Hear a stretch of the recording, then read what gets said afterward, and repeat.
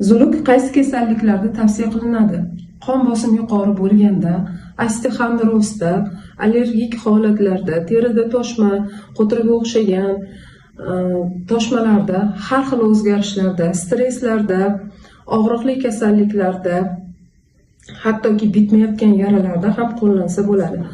Zuluk juda ham shifobaxsh bo'lib, zuluk olgan odam bittada o'zgarish bo'ladi. Zuluk so'lak bezlarini, geparin moddalarni jo'natganda odamda tanasida 70-80, hattoki 100% o'zgargan tanalarni ko'rganmiz.